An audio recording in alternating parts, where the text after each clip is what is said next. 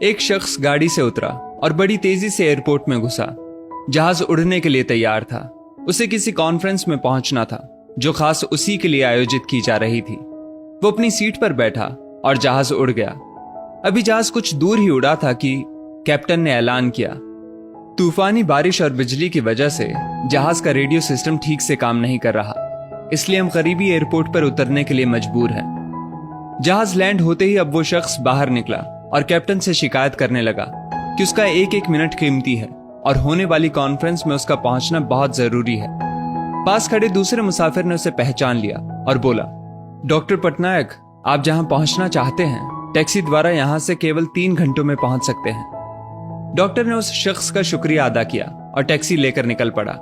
लेकिन ये क्या, आंधी तूफान और मूसलाधार बारिश ने गाड़ी का चलना मुश्किल कर दिया। फिर भी ड्राइवर गाड़ी चलाता रहा। अचानक ड्राइवर को एहसास हुआ कि वो रास्ता भटक चुका है। नाउमीदी के उतार चढ़ाव के बीच उस शख्स को एक छोटा सा घर दिखा। इस तूफान में वही गनीमत समझकर गाड़ी से नीचे उतरा और दरवाजा खटखटाया।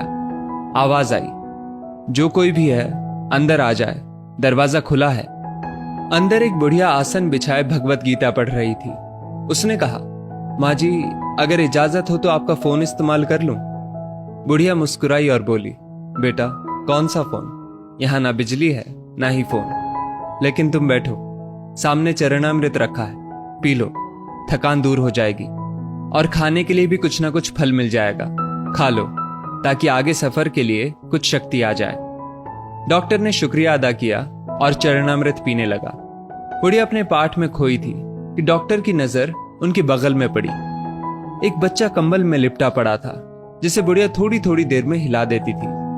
बुढ़िया ने पाठ समाप्त किया तो डॉक्टर ने कहा, माँ जी, आपके स्वभाव और एहसान ने मुझ पर जादू कर दिया है।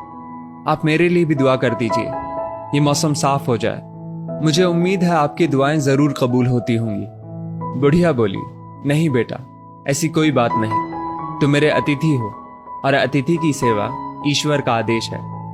मैंने तुम्हारे लिए भी दुआ की है। परमात्मा का शुक्र है, उसने मेरी हर दुआ सुनी है। बस एक और दुआ मैं उससे मांग रही हूं, शायद जब वो चाहेगा उसे भी कबूल कर लेगा। कौन सी दुआ? डॉक्टर ने पूछा। बुढ़िया बोली, ये जो 4 साल का बच्चा तुम्हारे सामने अधमरा पड़ा है, मेरा पोता है। ना इसकी माँ जिंदा है ना ही बाप। इस बुढ़ापे में इसकी जिम्मेदारी मुझ पर है। डॉक्टर कहते हैं इसे कोई खतरनाक रोग है जिसका वो इलाज नहीं कर सकते। वो कहते हैं एक ही नामवर डॉक्टर है। क्या नाम बताया था उसका? हाँ, याद आया, डॉक्टर पटनायक।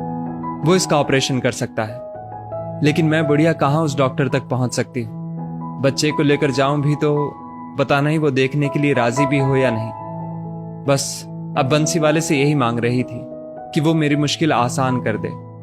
डॉक्टर की आंखों से आंसुओं का सैलाब बह निकला। वो रूंधे कंठ से बोला, माई, आपकी दुआ ने हवाई जहाज को नीचे उतार लिया, आसमान पर बिजलियां कौंधवा दी, मुझे रास्ता भुलवा दिया ताकि मैं यहां तक खींचा चला आऊं। हे भगवान, मुझे यकीन ही नहीं हो रहा कि कन्हैया एक दुआ कबूल करने के लिए अपने भक्तों की इस तरह भी मदद कर सकता है। दोस्तों, वो ईश्वर सर्वशक्तिमान है। जहां इंसान बेबस हो जाता है वहीं से उसकी परम कृपा शुरू होती है। यदि इस वीडियो ने आपका दिल छू लिया हो तो इसे लाइक शेयर अवश्य करें और ऐसी ही बेहतरीन वीडियोस के लिए हमारा पेज जरूर फॉलो कर लें।